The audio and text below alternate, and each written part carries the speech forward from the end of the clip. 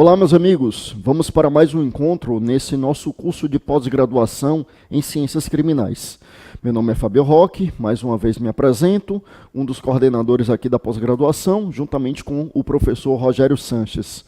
No nosso tema de hoje, nós vamos tratar do bem jurídico, a teoria do bem jurídico, que é um tema extremamente relevante e que nós ouvimos muito falar no âmbito do direito penal, e é um daqueles temas sobre os quais muito se fala e muito pouco se estuda.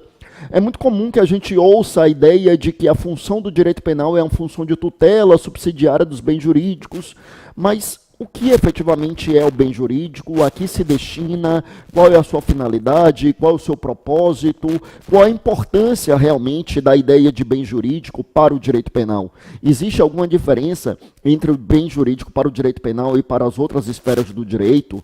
Nós podemos abdicar da ideia de bem jurídico, nós podemos trabalhar o direito penal sem a ideia de bem jurídico, como a função do direito penal, como a função de tutela de alguma outra coisa.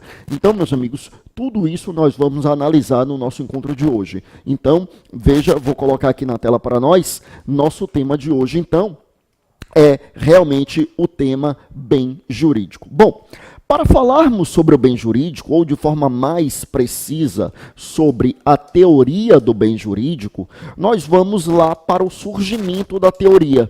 Quando é que surge a teoria do bem jurídico? Em que contexto surge a teoria do bem jurídico? E, sobretudo, qual é a evolução da teoria do bem jurídico para que a gente chegue até os dias atuais? Veja, meus amigos, é muito importante que a gente compreenda o seguinte.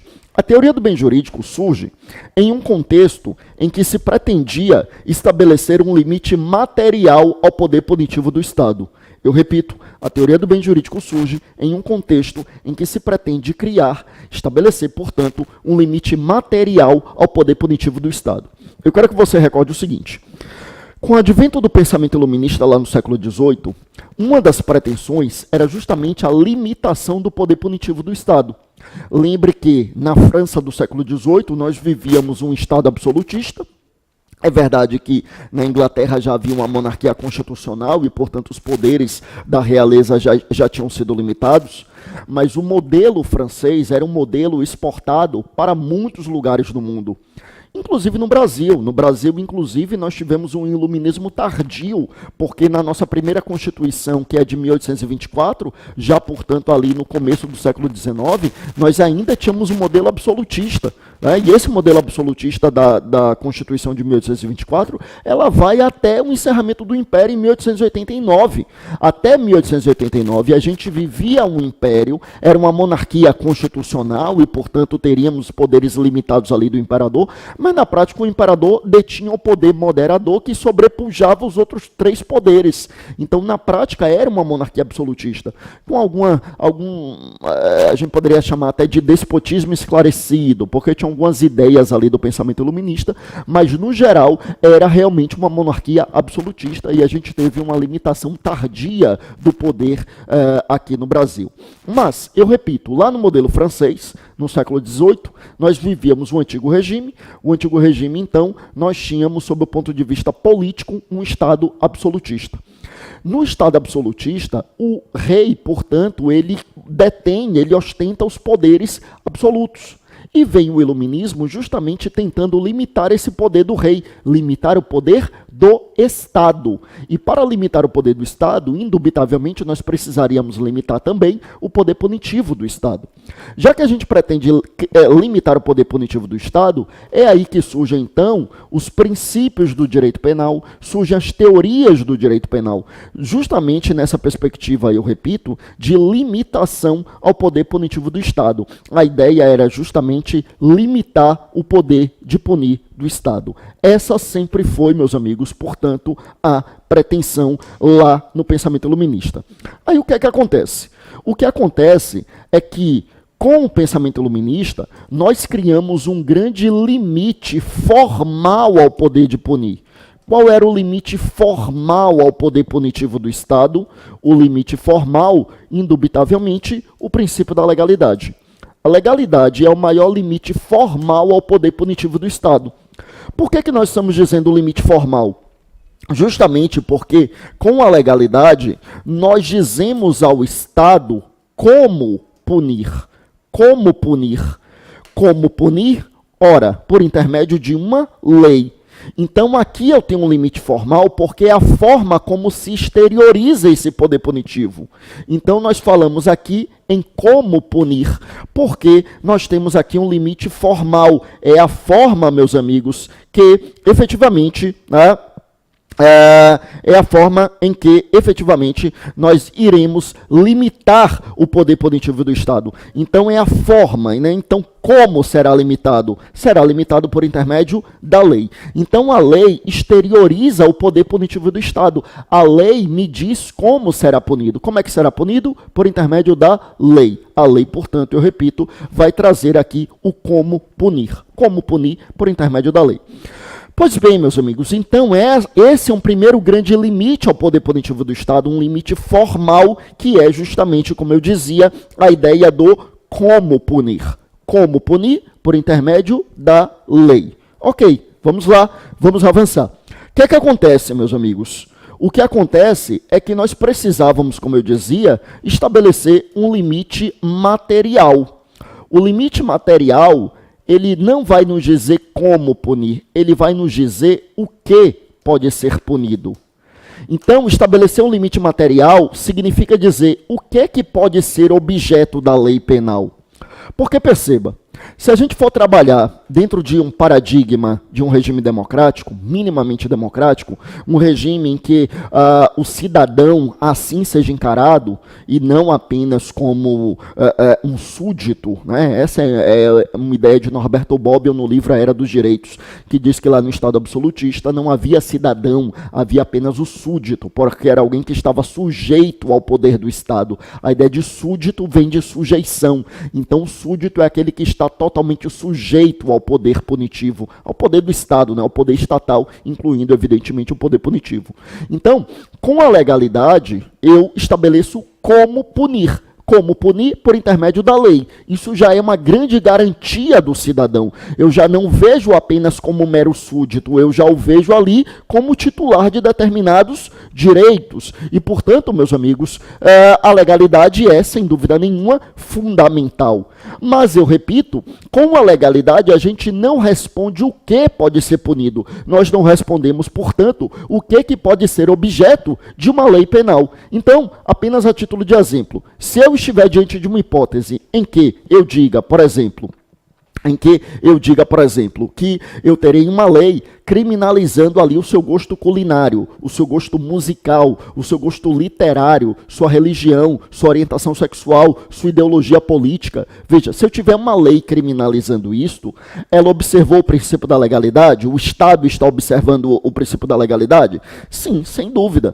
Porque o princípio da legalidade vai exigir uma lei que seja uma lei formal, né? Lei em sentido estrito, lei em sentido formal e material, e também que seja uma lei escrita, estrita, certa, anterior. Então, se eu tenho uma lei que criminaliza, por exemplo, o seu gosto literário, sem dúvida nenhuma, observou o princípio da legalidade. Agora, fere o bom senso nós imaginarmos que o Estado, minimamente democrático, minimamente observando e respeitando direitos e garantias e a capacidade de autodeterminação individual, poderá simplesmente criminalizar o gosto culinário, literário, musical, ideologia política, orientação sexual, religião. Não faz sentido dentro de balizas democráticas. Então, justamente por isso, nós precisamos estabelecer limites materiais ao poder punitivo. Não basta o limite formal, não basta dizer que eu preciso de uma lei anterior. É necessário que eu estabeleça limites para o que pode conter tal lei, o que é que pode estar na lei, o que é que pode ser objeto aqui da lei. E é justamente por isso, meus amigos, que surge essa necessidade de estabelecer limite material, e na pretensão de estabelecer o limite material ao poder punitivo, ou seja, estabelecer o que pode ser conteúdo do direito penal, o que é que pode ser conteúdo da lei penal, é justamente aí que surgirá então, vê comigo aí na tela, surgirá então a ideia de um conceito material de crime. Conceito material de crime significa dizer o que pode ser objeto da lei penal. Quando nós vamos estabelecer o conceito material de crime, nós estamos estabelecendo o conteúdo da lei penal. A lei penal pode tratar de quê? A lei penal pode criminalizar o quê? Veja que é um conceito material, porque o conceito formal de crime nos dirá apenas que crime é aquilo que a lei disser que é crime. Para o conceito formal, crime é aquilo que a lei disser que é crime. E para o conceito material, o que é crime? Aí é que vem as teorias sobre o conceito material de crime. É muito importante que a gente entenda.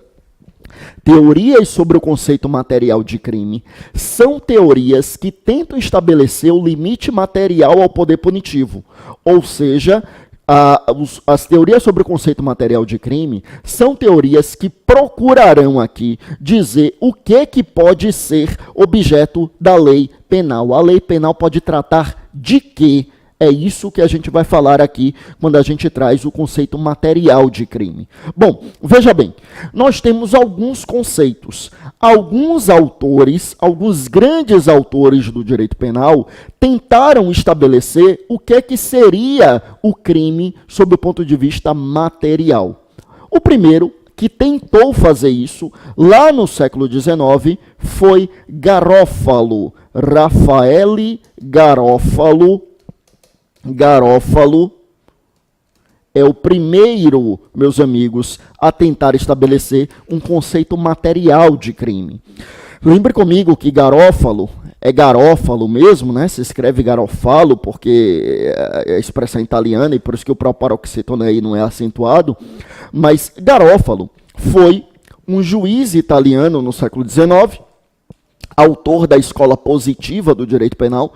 Lembre que a escola positiva, que é de matriz italiana, ela tinha três grandes referências, três grandes autores se tornaram os grandes expoentes da escola positiva. Era Raffaele Garofalo, Enrico Ferri e Cesare Lombroso. Né? Então, são as três grandes referências, os três italianos, os três ali, mais ou menos na mesma época, ali no século XIX. E esses autores, eu repito, eles se tornam os grandes expoentes da escola positiva do direito penal. Quero que você recorde que na escola positiva, eles trabalhavam com a negativa do livre-arbítrio. Eles trabalhavam com a perspectiva determinista. Os positivistas, ao contrário da escola clássica, não defendiam a existência do livre-arbítrio. Os clássicos trabalhavam com a ideia de livre-arbítrio. Eu quero que você recorde ainda, assim, só para contextualizar a obra de Garofalo, né? Garofalo, quando ele trabalha no contexto da escola positiva, que a rigor foi a primeira escola de pensamento assim considerada. Por quê? Porque, em verdade, nunca existiu uma escola clássica. Ou seja, os autores da escola clássica, eles não se intitulavam autores da escola clássica. Escola clássica foi a expressão que a escola positiva utilizou para descrever todos aqueles que os antecederam. Então, os autores que antecederam a escola positiva, eles positivistas diziam, são os clássicos. Então, aí entrava Beccaria, entrava Carrara, entrava Feuerbach, entrava uma série de autores que eram intitulados clássicos pelos positivistas. Inclusive, dizem que essa expressão clássicos até tinha uma certa conotação pejorativa, porque ao dizer os clássicos, eles davam a entender que era um pensamento que já estaria superado. Bom, o que acontece? Então, os positivistas, Garofalo, Ferri, Lombroso e tantos outros autores, porque esses três são tidos como os maiores expoentes da escola positiva, mas, em verdade, nós temos outros autores da escola positiva. Inclusive, a escola positiva ela exerceu muita influência aqui no Brasil, no final do século XIX e até no começo do século XX também. Começo do século XX, quando já não estava em evidência na Europa, mas aqui no Brasil ainda havia alguns seguidores. Né? Tem a obra do professor Ricardo Freitas, da Universidade Federal de Pernambuco, que é fruto da sua tese de doutoramento, que trata disso, das raízes desse positivismo criminológico aqui no Brasil e da influência que esse pensamento positivista exerceu aqui no Brasil nas 3 faculdades de Direito que existiam na época: a Faculdade de Direito de São Paulo, que hoje é a Faculdade do Largo de São Francisco, que integra a Universidade de São Paulo, na época a USP ainda não existia; a Faculdade Livre de Direito da Bahia, que hoje é a Faculdade de Direito da Universidade Federal da Bahia, na época também não existia, e a Faculdade de Direito do Recife, que hoje também integra a Universidade Federal de Pernambuco. Então, as 3 grandes faculdades, né, os 3 grandes polos de construção jurídica da época foram muito influenciados, né? Os penalistas dessas 3 escolas foram muito influenciados pelo pensamento positivista. Pois bem, o que é que Garófalo conceituava, né? O que é que Garófalo dizia sobre esse conceito material de crime? Como é que Garófalo via o crime? Garófalo, eu repito, tentou estabelecer, meus amigos, um conceito material para o crime. Garófalo tentou estabelecer um conceito material para o crime, e ao procurar estabelecer esse conceito material, Garófalo vinha e dizia o seguinte: olha, crime é aquela conduta que afronta os mais comezinhos sentimentos de solidariedade social. Então, crime para Garófalo seria aquela conduta que afrontaria os mais comezinhos sentimentos de solidariedade social. Entre esses sentimentos de solidariedade social, Garófalo destacava, por exemplo, os sentimentos, vou colocar aqui do lado, na outra tela, os sentimentos de piedade e probidade. Não eram apenas esses sentimentos que eram afrontados, mas sobretudo estes sentimentos. Então, crime para Garófalo seria a conduta que constituía afronta aos sentimentos de solidariedade social e, em especial, aqui, os sentimentos de piedade e de probidade. Quando Garófalo se referia aos sentimentos de piedade e de probidade, meus amigos, Garófalo citava, a título de exemplo, o crime de homicídio e o crime de roubo. O crime de homicídio seria uma conduta que, por excelência, afrontaria o sentimento de piedade, e o crime de roubo seria um crime que, por excelência, afrontaria esse sentimento de probidade. Então, essas seriam 2 grandes referências, seriam referências de 2 grandes exemplos que Garófalo nos traz acerca da ideia de crimes que ele chamava de delitos naturais. O que seriam delitos naturais na visão de Garófalo? Delitos naturais seriam essas condutas que afrontariam os sentimentos de solidariedade social. Condutas, portanto, que não iriam variar no tempo e no espaço, ou seja, toda e qualquer sociedade deveria considerar como uma conduta criminosa. E a partir daí nós temos como exemplo o homicídio e o roubo. Em qualquer sociedade, o homicídio e o roubo deveriam, na visão de Garófalo, ser considerados como condutas criminosas, porque seriam crimes naturais, seriam crimes em essência, seriam condutas essencialmente criminosas, justamente por afronta aos sentimentos de piedade e de probidade. Tá? O que significa dizer que veja que Garófalo não está desconsiderando a importância do princípio da legalidade. É claro que quando ele diz que as condutas devem ser consideradas criminosas pela lei. Então aqui a gente está falando do conceito material de crime. Claro que sob o ponto de vista do conceito formal, eu precisarei de uma lei, a lei definindo o que é crime. A lei trazendo, portanto, né, o que é crime em seu sentido material e sentido formal. Tá bom? Então, meus amigos, é muito importante que a gente chame a atenção para isso. Então, eu tenho aqui os sentimentos de piedade e probidade que seriam afrontados, portanto, na perspectiva aqui destas condutas, né, quando a gente falaria, então, em crimes naturais, delitos naturais, na visão de Garófalo. Pois bem, o que acontece? É importante lembrarmos que quando a gente fala nesse conceito material de crime, alguns autores chamam a atenção para o fato de que o conceito de Garófalo, hoje, ele tem muito mais importância histórica do que jurídica. Quem nos diz isso, por exemplo, é o professor Cláudio Brandão, que chama a atenção para o seguinte: a rigor, se a gente parar para pensar, imagine aqui o crime que consiste na conduta que nós chamamos de eutanásia.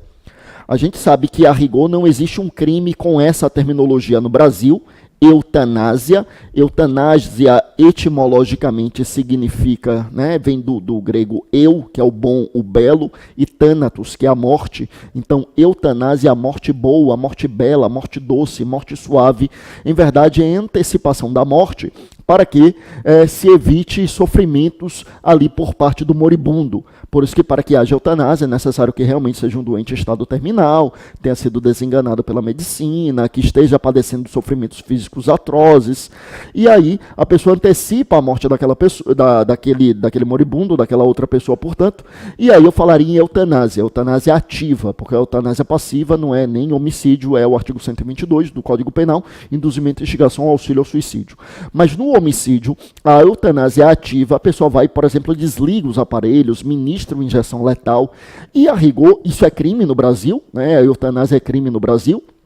Eutanásia é crime no Brasil, e eutanásia pode ser o artigo 121 ou 122, por exemplo. E se a gente parar para pensar, a eutanásia muitas vezes é um ente querido querendo evitar o sofrimento do moribundo, impelido por um sentimento de piedade. Impelido, eu repito, por um sentimento de piedade. É verdade que o grande Nelson Hungria, ele discorda veementemente disso que eu acabei de falar, porque Hungria dizia que a eutanásia sempre traz consigo subjacente ali algum sentimento egoístico. Mas, fundamentalmente, quando a gente fala em eutanásia, discordando um pouco da tese de Hungria, né, com todas as vênias devidas, mas o entendimento majoritário é realmente no sentido de que pode haver ali uma eutanásia em que o sujeito está impelido por um sentimento de piedade. O sujeito está, portanto, ali impelido, meus amigos, por um sentimento em que realmente ele pretenda ali, né, atenuar a dor, o sofrimento, atenuar, portanto, ali o sofrimento do seu ente querido. Ou seja, Garófalo, que citava como exemplo o homicídio, que constitui uma afronta ao sentimento de piedade, hoje a doutrina majoritária reconhece que o homicídio também pode ser praticado por sentimento de piedade, e não exclusivamente afrontando o sentimento de piedade.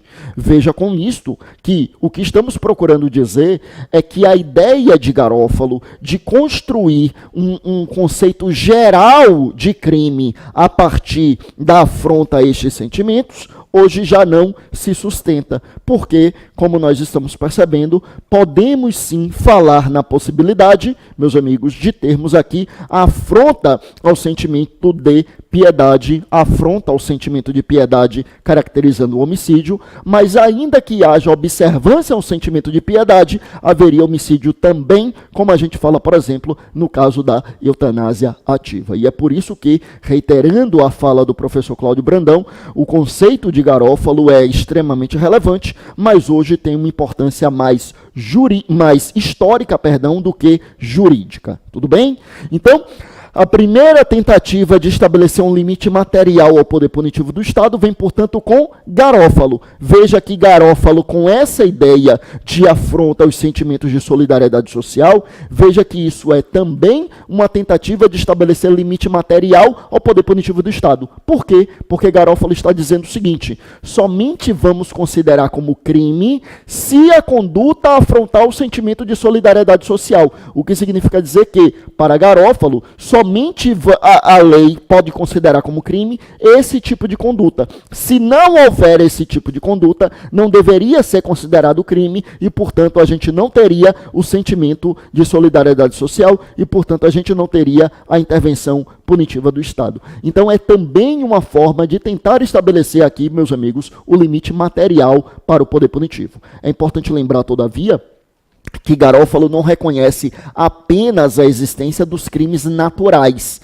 Crimes naturais ou delitos naturais, como ele prefere, seriam estes que realmente afrontam os sentimentos de solidariedade social. Agora, existiriam outros crimes e estes, sim, iriam variar no tempo e no espaço. Então, nós temos alguns crimes que não variam no tempo e no espaço, que todas as coletividades deveriam reconhecer como criminosas, como o homicídio, como o roubo, mas a gente teria outros tantos crimes que deveriam, sim, ser considerados delitos a depender do tempo e do espaço, o que alguns autores na doutrina brasileira, como o professor Maximiliano Führer, começou a chamar de delitos de plástico, em contraposição aos delitos naturais. Delitos naturais seriam aqueles que não iriam variar no tempo e no espaço, na definição de Garofalo são aqueles que afrontam os sentimentos de solidariedade social, e os delitos de plástico iriam variar no tempo e no espaço. Algumas coletividades tiveram esses delitos de plástico, outros não. Por exemplo, crimes ambientais. No Brasil, hoje, a gente tem crimes ambientais. No Brasil, há 2 séculos, não existia crime ambiental, apenas a título de exemplo.